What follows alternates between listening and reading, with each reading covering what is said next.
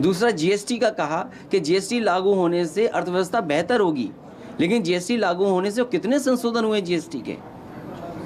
आज जीएसटी कहाँ पहुँच गया? तो वर्क इन प्रोग्रेस है, वर्क इन प्रोग्रेस है। वर्क इन प्रोग्रेस नहीं बोला जाएगा उसको। इन्होंने अर्थव्यवस्था कुछ लोगों के हाथ में दे दी, कुछ लोग पूरा कंट्रोल कर रहे हैं।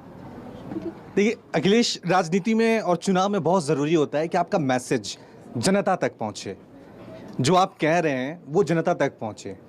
पिछले चुनाव को देख लें, विधानसभा, लोकसभा, आपका मैसेज जनता तक पहुंच नहीं रहा है। वजह क्या? आप कह रहे हैं कि आपके पास महंगाई मुद्दा है, बेरोजगारी है, अर्थव्यवस्था है, तो वो जनता समझ क्यों नहीं पा रही है, चूक क्यों नहीं हो पा रही है? बीजेपी कोई भी मैसेज दे रही है वहां तक पहुंच रहा है, तो ये गलती कहाँ हो रही है? देखिए बहुत सिंपल एक एग्जांपल मैं देता हूँ, क्योंकि मैं नोएडा में हूँ। मुझे याद है जब दिल्ली से कनेक्ट करने वाली मेट्रो जो नोएडा को कनेक्ट कर रही थी, उसका उद्घाटन होना था। कोरिया के सबसे बड़े स्टेट हेड वहाँ पर, उनके साथ प्रधानमंत्री जी थे, और दिल्ली सरकार ये कह रही थी कि उन्हें क्यों नहीं बुलाया गया। दिल्ली के मुख्यमंत्री ये कह रहे थे कि उन्हें इस उद्घाटन में क्यों नहीं बुलाया गया। उस समय मैंने कहा था कि ये जो प्रोजेक्ट है, अगर किसी ने लगाया है तो वो समाजवादी सरकार का है, और पूरा का पूरा नोएडा का पैसा है जिससे ये प्रोजेक्ट लगा है। मैं अकेला बोला, लेकिन मेरे सपोर्ट में तो किसी ने नहीं बोला, क्योंकि बात सही थी, लेकिन उस बात को मैं कितना रीच आउट कर सकता हूँ? वो संसाधन हमारे पास नहीं है। वो संसाधन अगर किसी पर है तो वो बीजेपी पर है। आपने बहुत सारी बातें कही। आपने बताया कि उनकी प्रोपेगेंडा मशीनरी है, उनके पास दल है, बल है, पावर है, सेंटर में सब कुछ है। तो अखिलेश यादव के पास ऐसा क्या है जो वो आज भी खड़ा है और उसको लगता है कि आगे जाकर यूपी की गद्दी और मे बी सेंटर में भी विपक्ष कुछ कर पाएगा? ऐसा क्या है? आपका प्लान क्या है? मुझे याद है बीजेपी के एक बहुत बड़े नेता, उन्होंने कहा रथ पे भीड़ कहाँ से आ रही है। वो जब तस्वीर वो देखते थे हमारी क्रांति रथ और जो रथ चला रहा था मैं, तो वो जब तस्वीर देखते थे भीड़ कहाँ से आ रही है, उन्हें लगता था मैं इस फोटोशॉप कर रहा हूँ इसके लिए। लेकिन सच्चाई ये थी कि लोग बदलाव के लिए आ रहे थे। यही समाजवादी पार्टी की ताकत है। ज़मीन पे जितना समाजवादी पार्टी रहेगी उतना ही समाजवादी पार्टी मजबूत होगी। हमारा सस्ता का अभियान चल रहा है। सस्ता खत्म होने के बाद आप देखेंगे कि लगातार समाजवादी पार्टी की तैयारी रहेगी। अखिलेश जी, दो सवाल मेरा है। हाँ रमन, आपने उत्तर प्रदेश में विधानसभा के चुनाव हो, लोकसभा के चुनाव हो, उसमें गठबंधन कई दलों से की। बीएसपी के साथ की, वो कामयाब नहीं हो पाया।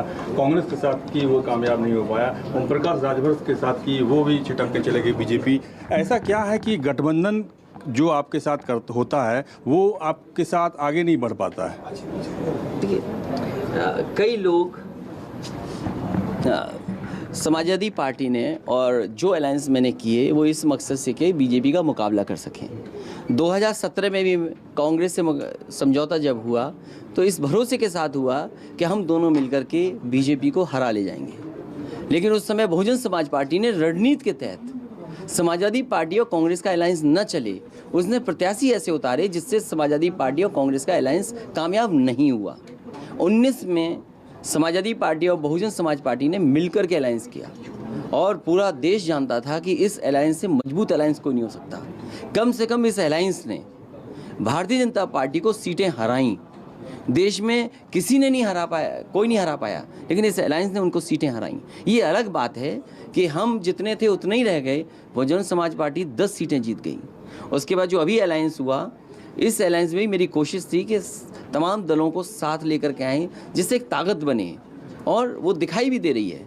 क्योंकि इतनी बड़ी जीत होना, इतनी बड़ी पार्टी के सामने जिसके पास सब कुछ था, उसके बाद भी हम लोग इतना लड़े और 100 से ज़्यादा सीटें जीते।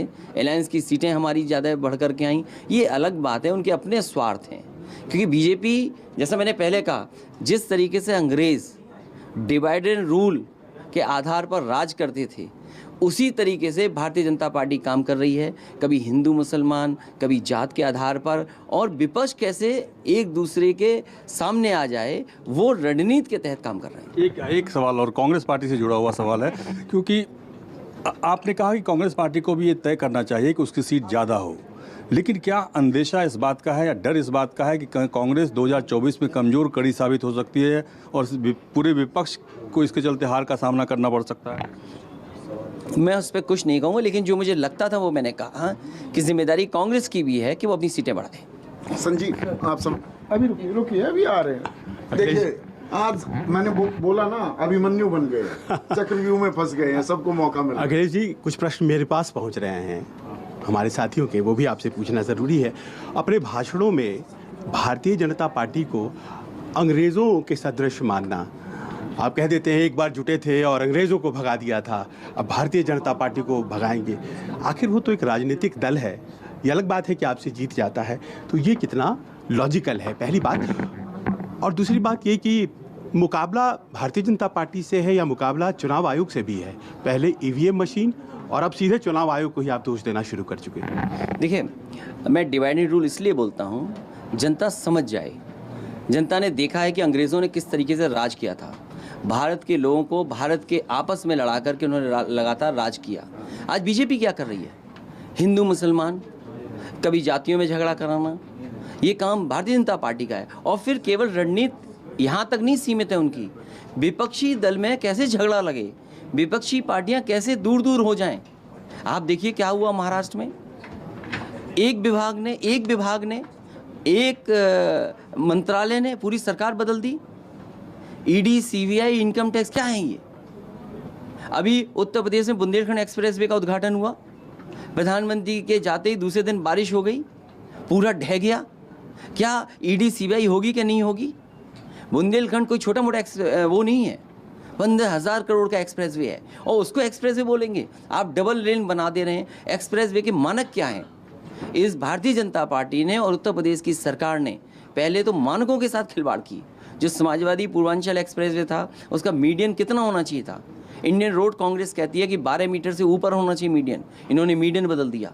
उसके बाद उसका जो अर्थ वर्क था वो कम कर दिया। सर्विस लेन पूरी नहीं, वे साइड एमिनिटीज़ नहीं है, लाइट नहीं है, आपकी मार्किंग नहीं है, बाउंड्रीज नहीं है, मंडी नहीं है, तो आपने आधा अधूरा बनाया एक्सप्रेसवे। और बुंदेलखंड कह रहे चित्रकूट तक जोड़ा है, चित्रकूट पहुंचा ही नहीं, चित्रकूट पहुंचा नहीं। तो सोचिए, इतना झूठ बोलने वाले, इसीलिए मैंने कहा ये झूठ बोलते हैं, डिवाइड एंड रूल करते हैं। और जो दूसरा सवाल है आपका, आप कहीं उत्तर प्रदेश में चले जाइए और आज तो रिजल्ट सामने है, आप कोई भी बूथ समाजवादी पार्टी का उठा लीजिए और रेंडमली चेक करिए, अगर वहाँ गांव में अगर ना पाएं आप कि उनका वोट नहीं डालने दिया या नहीं डाल पाए या सूची में नहीं था, आज अगर वोटर लिस्ट में नाम नहीं है तो जिम्मेदारी पॉलिटिकल पार्टीज़ की बात मानता हूँ मैं। लेकिन अगर किसी पॉलिटिकल पार्टी की जानबूझ करके वोट हटाए जाएं, इसकी जिम्मेदारी कौन निभाएगा?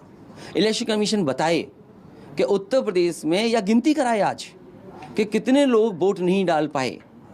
अगर पॉलिटिकल पार्टीज़ की जिम्मेदारी है उनका वोट बढ़वाने का, तो पॉलिटिकल पार्टी के साथ साथ इलेक्शन कमीशन की भी जिम्मेदारी है कि वोट किसी का छूटे नहीं। अगर वोट बन गया है तो फाइनल लिस्ट में वोट कटे नहीं। और रणनीति के तहत भारतीय जनता पार्टी के सारे पर इलेक्शन कमीशन ने वोट काटे थे और जानबूझ करके यादव और मुस्लिम के वोट काटना उन्होंने रणनीति के तहत काम किया है कि पीडीएफ की फाइल उन्होंने आरएसएस और अपने पन्ना प्रभारियों के माध्यम से मार करवा करके वोट काटने का काम किया।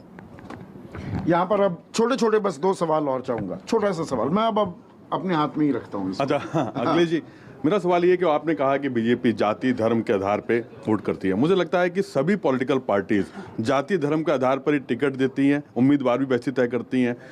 कांग्रेस के साथ में आपने कॉम्बिनेशन बनाया, बीएसपी के साथ में दलित माई कॉम्बिनेशन बनाने की कोशिश की, और पिछली बार चुनाव में विधानसभा में ओबीसी वोट बैंक के लिए गठबंधन, एक छोटे छोटे दलों का गठबंधन हुआ। प्रोपोगेंडा में बीजेपी आगे, सवाल तो पूछ लीजिए। वो गठबंधन भी, वो जो गठबंधन बन रहा है ओबीसी का, या जो भी आप गठबंधन बनाने की कोशिश कर रहे हैं कहीं पर भी, वो भी नहीं कामयाब हो पा रहा है। तो आखिर कहाँ पे फेल्योर कहाँ पे हो रहा है? क्या सिर्फ चुनाव आयोग के पीछे लग गया है या कहीं मैसेज नहीं पहुंच पा रहा है? आगे थोड़ा सा इधर को भी आ जाइए, थोड़ा मंदिर। जातीय समीकरण, जाति समीकरण, जाति सच्चाई है और जाति को आप कोई नहीं भूल सकता।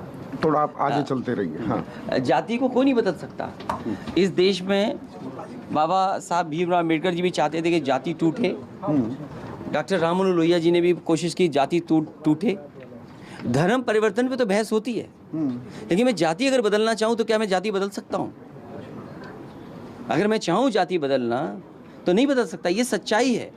और जब जब समाजवादी सरकार आती है तो आरोप क्या लगते हैं, मैं उनसे जानना चाहता हूँ। मुझे याद है कि इस गवर्नर हाउस में उत्तर प्रदेश में एक गवर्नर रहते थे और वो आरोप ये लगाते थे एक जाति के अधिकारी पोस्टेड हैं, गवर्नर तो आज भी हैं। क्या आज ये बताई जाएगी, सूची जारी की जाएगी? आज सूची जारी की जाएगी कि भाई क्या कौन कौन कहाँ पोस्टेड है?